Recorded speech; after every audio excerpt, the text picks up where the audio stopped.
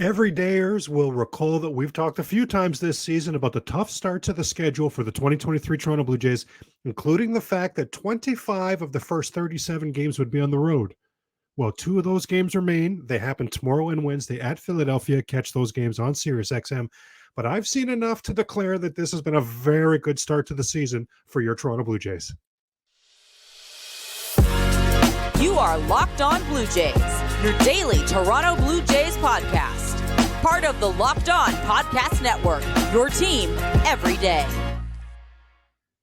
Hello, friends. Craig Ballard, Locked On Blue Jays, part of the Locked On Podcast Network, your team every day. I am Locked On Blue Jays. I am thankful that you're choosing to spend part of your day talking Toronto Blue Jay baseball with me. Do the old, you know the drill, the like, the subscribe. If you're watching this on YouTube, please and thank you. And for those of you making Locked On Blue Jay podcast your first podcast listen every day, certainly thank you for that. I see you and I thank you. And for those of you putting the Locked On Blue Jay podcast in the hands of your family, friends, coworkers, anyone you know who is a Toronto Blue Jay fan, so we can help grow the Locked On Blue Jay podcast, I see it and I appreciate it. Wow. Toronto Blue Jays, everydayers will remember that we talked at length at the beginning of the season about the schedule for the 2023 Toronto Blue Jays and that it was very difficult early on. And it wasn't, Major League Baseball vendetta. It wasn't anything like that at all. It was, of course, because of the Rogers Center renovations. Well, for whatever the reason, it was still going to be a very tough test right out the gate for pretty new look Toronto Blue Jay team. Even the players that returned, you knew that the Blue Jays were going to need to have a step forward from a Jose Barrios, a step forward from a Yusei Kikuchi, a step forward from a Matt Chapman. So never mind all the new faces that came on board as well. This was a fairly new team. The core with, the Slim Daddy Vladdy and the Bose Flo and those guys, of course, the Springer at the top of the lineup, those are going to remain the same, but it was going to be a 2023 Blue Jay team that was going to have to win a little bit differently than they have in the past, and the roster was constructed as such. And we talked a lot about the fact that 25 of the first 37 games for your Toronto Blue Jays this season, 25 of the first 37 would happen on the road. And we talked about the fact that right after that, and we'll get into that on Thursday, when Blue Jays are off on Thursday in our Throwback Thursday show, but we'll get into this next stretch because remember, that was only the beginning, right? Right after that stretch of 25 road games in 37 games, of the first 37 games, right on the heels of that, the Blue Jays have 17 games in a row. Normally, over the course of 17 days, you'd have at least 2, sometimes 3 days off in there. Blue Jays won't have any, and it's who's who of competition. The Atlanta Braves are in there. The New York Yankees are in there. The Tampa Bay Rays are in there, okay? It's very stiff competition coming up for the Toronto Blue Jays, as if to start with 25 road games in 37 of your first 37 wasn't going to be daunting enough. But how has that gone? I'm so comfortable and happy with how the Blue Jays have started this season that we don't even have to wait to deep dive the start to this season until those two games, the Tuesday and the Wednesday game at Philadelphia, because we talked and we said, listen, if the Blue Jays are going to start those first 37 games at 20-17, I would have said right then and there, I'll take it. We know the rest of the American League East is not going to sit around and wait for the schedule to turn in Toronto's favor. It does turn in Toronto's favor. In the second half of the season, 40 of the 71 games after the All-Star break are at Rogers Center, and 9 of those 31 road games in the second half of the season are Cincinnati, Colorado, and Jokeland. So, all kinds of last-place teams. So the schedule does break in the Toronto Blue Jay favor in the second half, but the American League East is going to be a tough division, and we're going to wait around for the Blue Jays to catch those breaks from a schedule standpoint in the second half, and we've seen that play out right before our very eyes. We've seen how predictably competitive the American League East is. Well, the Toronto Blue Jays sitting right now at 21-14. Even if they were to, baseball gods forbid, lose both games at Philly, that would still be a 21-16 start to this season. I will absolutely take it. Very pleased with that.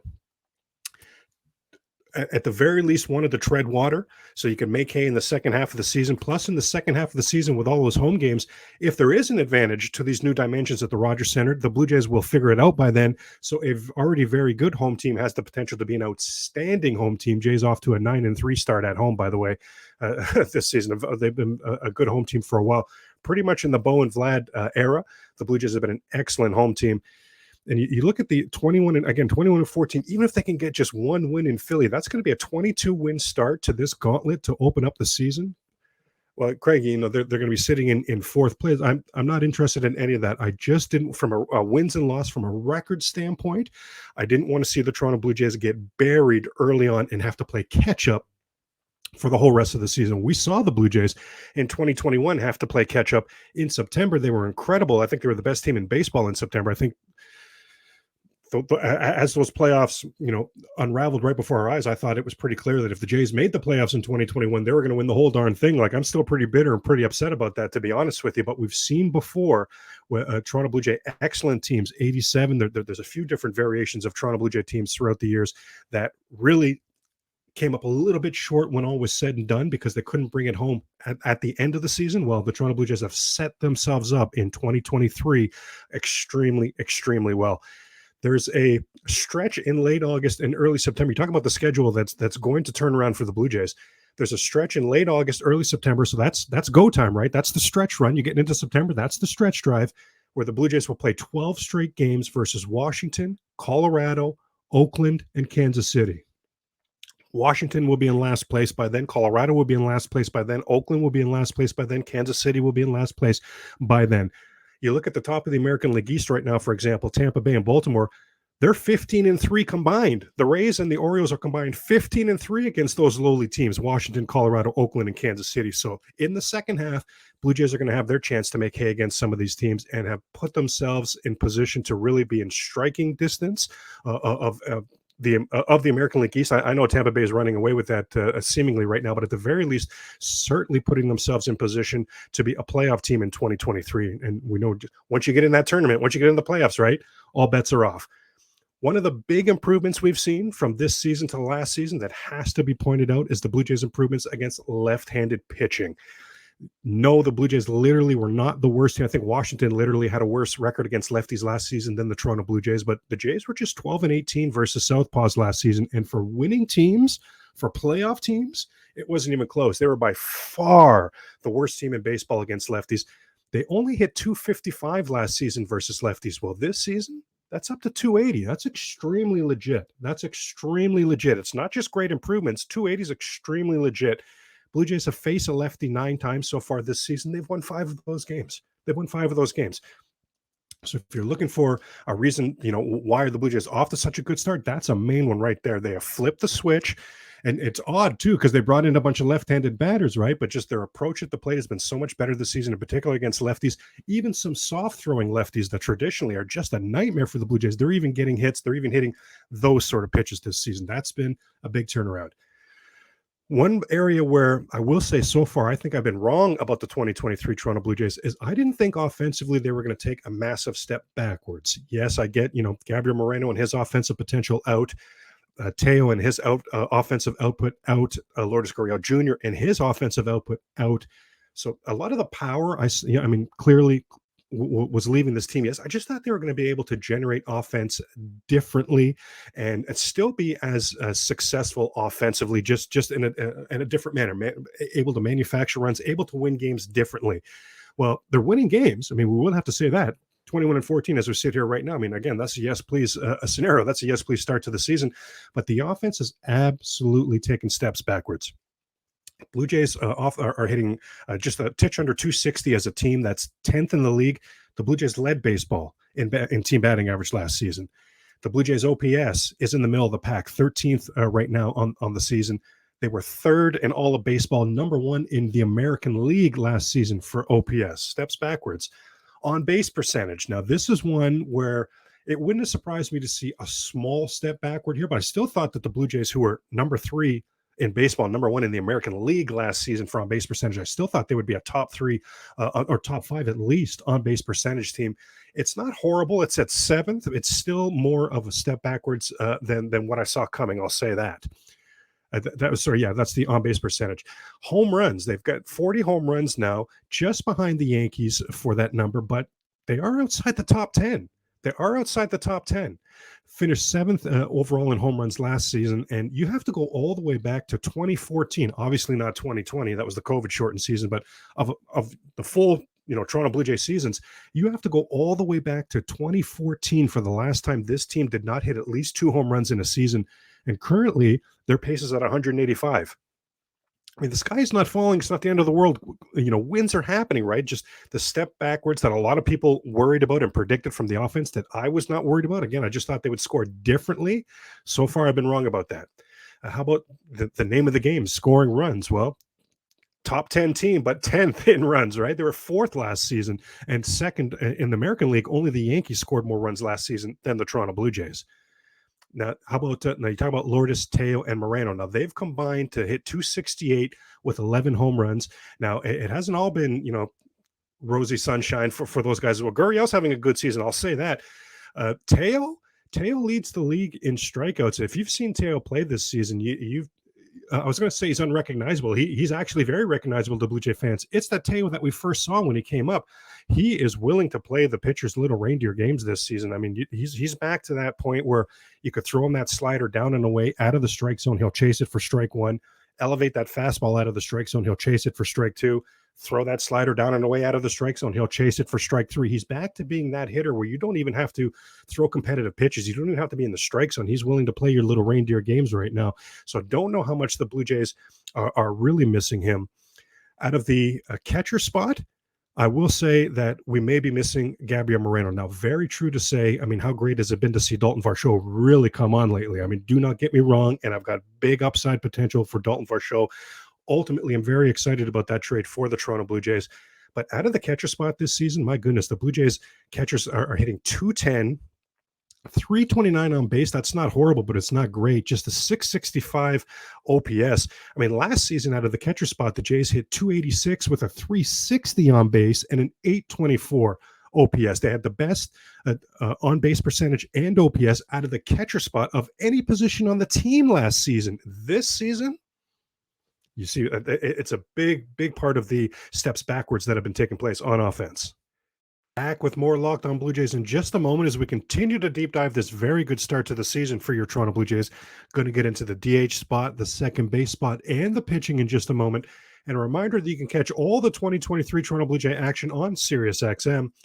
For a championship team, it's all about making sure every player is a perfect fit. Well, it's the same when it comes to your vehicle. Every part needs to fit just right.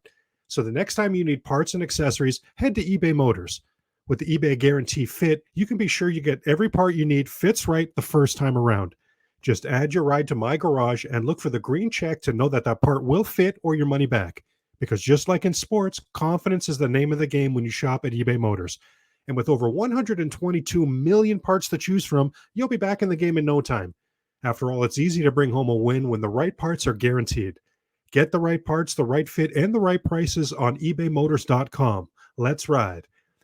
eBay Guarantee Fit available for U.S. customers. Eligible items only. Exclusions apply. The DH spot for the Toronto Blue Jays. Again, hopefully this is one where the arrow's pointed upwards, right? Because Brandon Belt hopefully is really coming on lately. But anyone hitting in the DH spot for the Blue Jays this season, 202 batting average. 202 batting average. 322 on base. I mean, I guess that on base isn't horrible. It's not good. It's not good. 202 batting average is horrible. 653 OPS from the DH spot. Just 3 home runs, 14 RBIs all season long out of the DH spot. And the DH is hitting the 5 double plays this season for the Blue Jays. So 3 home runs, 5 double plays from your designated hitter. Does not compute. That's definitely, and I hope it's Brandon Belt, right? We hope he's here, but somebody's got to step up for the Toronto Blues. And we know that the Jays like to use that DH spot for their other catcher as well. Well, those are during times like we saw last season where both catchers, Jansen and Kirk, were really hitting. Hasn't been the case, at least so far this season. Out of the second base spot, I know this will surprise you because Whit Merrifield's having such a fantastic season, but the Blue Jays have not gotten production out of whoever's playing second base. The second base spot right now is giving them a 1.7 batting average with 260 on base percentage. Those are both gross numbers. Just 474 OPS out of the second base spot. On Sunday, Whit Merrifield was playing a second base, and he hit the only home run that a Blue Jay second baseman has hit so far this season. And I know you're saying, but Craig, I feel like Whit's having a great season. So do I. But the majority of his impact has come when he's been playing in the outfield. Whit actually 17 for 50 That's a 340 batting average when he's played in the outfield. Just 13 for 51, including his good game that he had on Sunday. Just 13 for 51. That's a 255 average out of when he's played second base. And we know, so 255 Witt's hitting at second. The Blue Jays as a team are hitting just 202 at second. So we know who's bringing down that average even further. Well, we know Santiago Espinal has struggled mightily. We know Kevin Biggio has struggled mightily. How about the pitching? Pitching tied for first with the Pittsburgh Pirates. Ironic, because the Blue Jays just swept them in their own home ballpark. The 18 quality starts for the Blue Jays, that's tied for the most in baseball. It's the starting pitching, I think, has been very good. And I say overall, right? Because of course, hey, we've seen hiccups. There's no doubt about it. Heck, have we even seen an Alek Manoah start from Alek Manoah yet, right? So I do get that. But I think on the whole, I would have to say I'm pretty pleased with the starting pitching. Blue Jays are 4-3 in games when Alek Manoah starts. Blue Jays are 4-3 in games when Kevin Gausman starts. I think that both of those very much have the potential to improve. Blue Jays also 4-3 when Chris Bassitt, when the Hound is on the mound, and they've won 3 of his last 4 starts. The only loss that the veteran has had for the Toronto Blue Jays, or the only time the Blue Jays have lost with the veteran on the mound, I should say, in his last 4 starts, was that whatever that debacle was last Sunday when they were about to sweep the Seattle Mariners. Remember that? Up 8-4 late. Teo hits the home run to make it 8-5. Blue Jays end up blowing that game. They lose that game 10-8. In Bassitt's last 4 starts, that's the only game the Blue Jays have lost. He's been very good. I remember where he came from, right? Remember that first game against St. Louis? And what a side note. Can you believe how St. Louis has crumbled as well? When the Blue Jays lost 2 out of 3 to open the season at St. Louis, we kind of thought, well, they won that first game. It was a scrappy first win. It was a sort of win where they manufactured runs. It was a sort of win where the 2022, previous Blue Jays wouldn't have won that game. So it was pretty cool to see them win that game. And then they lost. That was on the Thursday. They were off the Friday. Remember that? And then the Saturday, Sunday game, they lost both those games. And it was kind of, well, got one out of there. Okay, heading to Kansas City. Let's turn things around against the lowly Kansas City, because St. Louis is going to win the Central. They're a good team. Well, they've only won, I think, they've only won 9 games since then. Holy moly! Wow. Just as a side note, wow. Jose Barrios, Blue Jays just 3-4 when Barrios has started this season. Now, I will say that he himself, very typical of the Blue Jays starting rotation. His ups have been wow, and his downs have been yikes. But the Blue Jays are 2-0 when he's pitched at Rogers Center. Now, that is right in line with what we saw last season. The Blue Jays, as much as Barrios himself struggled for whatever reason, does he inspire his? I don't know. For whatever reason, the Blue Jays won last season when he was on the mound at Rogers Center. They went 14-2, and Jose Barrios starts last season 2-0 at Rogers Center so far this season. And then, holy moly, the Toronto Blue Jays. Is this good for a number 5 starter? And I've had my issues with Yusei Kikuchi. You know this for a fact. Everydayers have heard me talk about this. You know it for a fact. But what's the name of the game? Ultimately, wins and losses. That's the first and foremost. Yusei Kikuchi, when he's taking the ball every 5th day for your Toronto Blue Jays, again, is he really a 5 starter at this point? The Blue Jays this season, he's started 7 games. Blue Jays have won 6 of those 7 games. I mean, is that getting it done? Is that good? Holy moly. Even that one loss was that 1-run loss at Fenway Park, which don't get me wrong, he didn't pitch well in that game, but the Blue Jays made a lot of scuffles and mistakes in that game as well. But my goodness, Toronto Blue Jays 6-1 when Yusei Kikuchi has started so far this season. That's going to work, yeah. The bullpen similar to the starting pitching, right? What have we seen so far from this 21-win Blue Jay team? We've seen some ups and downs. Again, the ups have been lights out, wow, eye pop emoji, and the downs have been holy moly, what is going on here? Now, again, everydayers are going to know I attribute a lot of the downs to this bullpen to managerial decisions that have been made by Schneider and Mattingly. I really hope that's going to get cleaned up as the season goes on, and I'm really excited. And I've said I know it's not a conversation for the faint of heart, because this is like the 4th, 5th year in a row we're saying, hey, can Nate Pearson contribute to this team? But I've not lost faith in Nate Pearson at all. I'm very pleased he's up on the big league level. Of course, want Zach Pop back. So I'm not just CanCon, but I really like Zach Pop's stuff. But I think this Toronto Blue Jay bullpen has absolute potential and has been very good so far in 2023. As your Toronto Blue Jays have currently played 35 games so far, that seems incredible to me, actually. It seems like the season just started, but yeah, 35 games in. So wanted to deep dive, wondered, was there any significant number 35s in Toronto Blue Jay franchise history? Well, it didn't disappoint. There certainly was. Let's start with 35 is the franchise record for one player for most RBIs in 1 month of a season. It was actually done by two different players on the same team in the same month of the same season. Pretty incredible, actually, that 2015 Toronto Blue Jay team. Now, if I told you it was the 2015 Toronto Blue Jays, there would be a usual cast of characters you would think, right? And you'd be right. It'd be amongst Jose Bautista, Edwin Encarnacion, and Josh Donaldson. Do you remember that August 2015? And if you take your mind's eye back, it was just a spectacular time to be a fan in Toronto Blue Jay lore.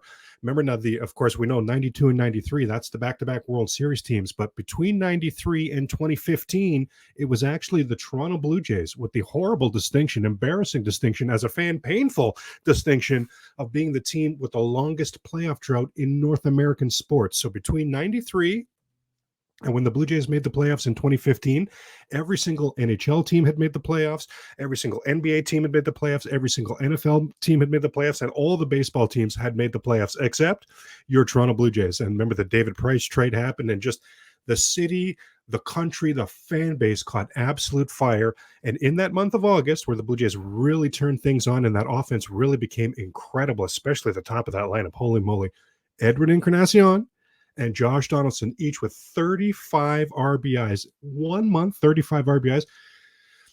I mean, I could see maybe Vlad I could see Vlad maybe could take that record down.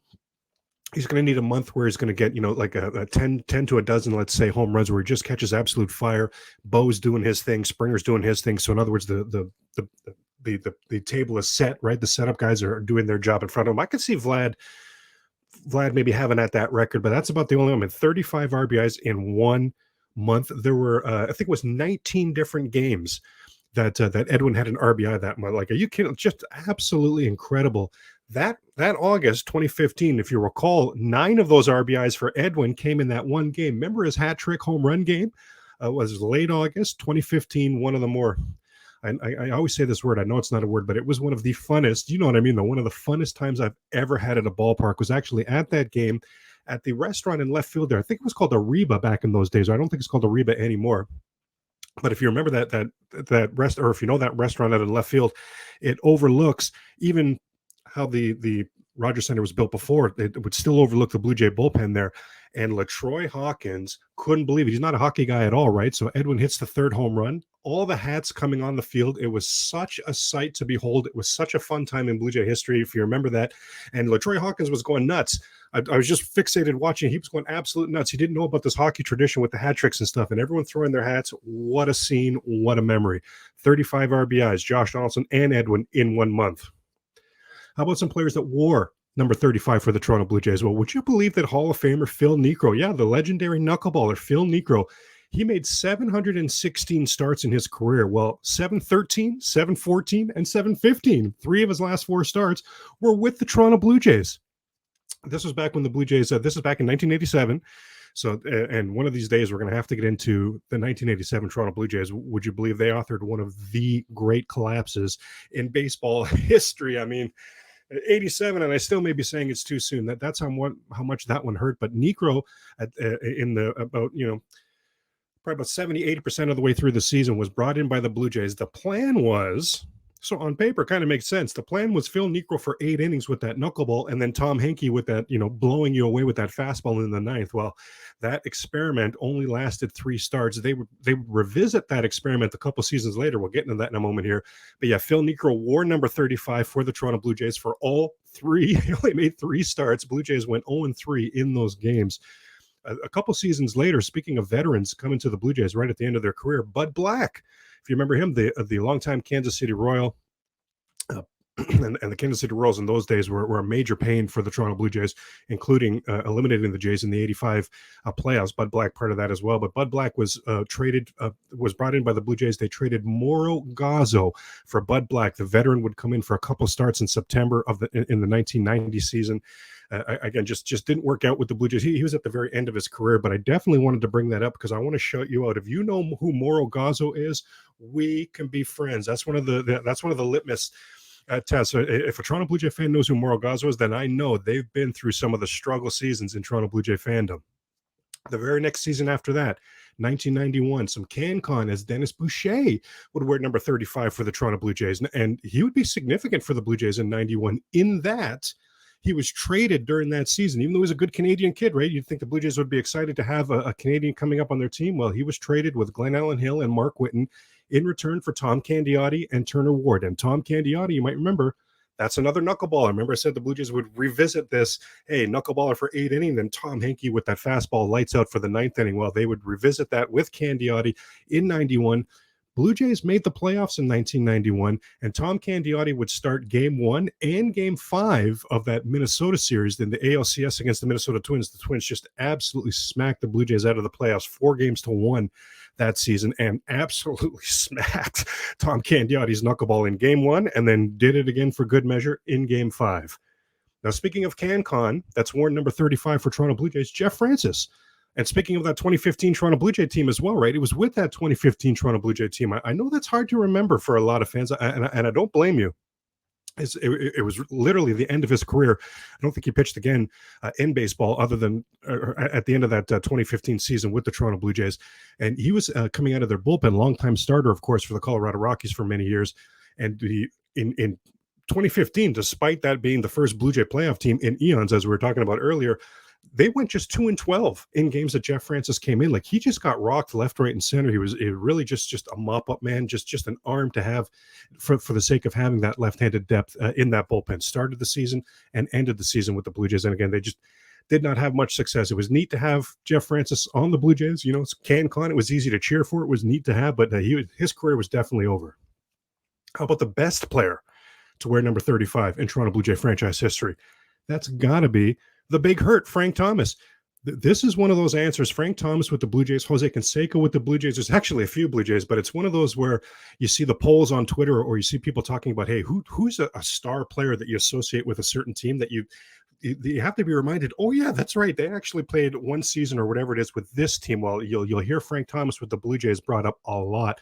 And Frank Thomas, his time in Toronto, I mean, it was short. Played a little over 170 games, I believe, with the Blue Jays. So his time in Toronto was short, yes, but it was not insignificant, as in one of the games Frank Thomas played with the Blue Jays, he would hit his 500th career home run. So he would pretty much, as if he needed to anyway, but 500 is really a magic number to, well, it used to be, right? You know, Bonds and that now, but at that time, it was a magic number to punch your ticket as a sure first ballot Hall of Famer to Cooperstown. I mean, as if Frank Thomas really needed that, right? His career was a Hall of Fame career already, but that was pretty awesome. That was pretty historic. If you remember this game, I say we can be friends. I remember he hit that home run to make it 4-0 in the first inning for the Blue Jays.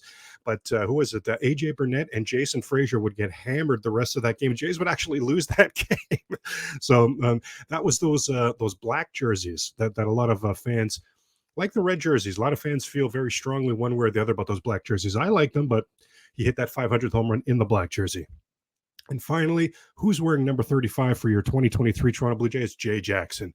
Easy to cheer for this guy. 35-year-old, been up and down, you know, throughout the minors and majors for the last 5, 6, 7 years, I guess at this point. Has appeared in 60 MLB games, including on Saturday for the Blue Jays. 3-1 career record, ERA just over 4.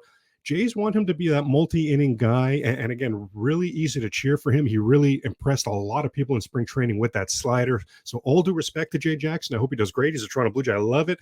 But he's on the big league level right now because Zach Pop is hurt. So more CanCon, Zach Pop is hurt. And you know, man, I feel very strongly about what Zach Pop can do to contribute to the 2023 Toronto Blue Jays. So yes, easy to cheer for you, Jay Jackson.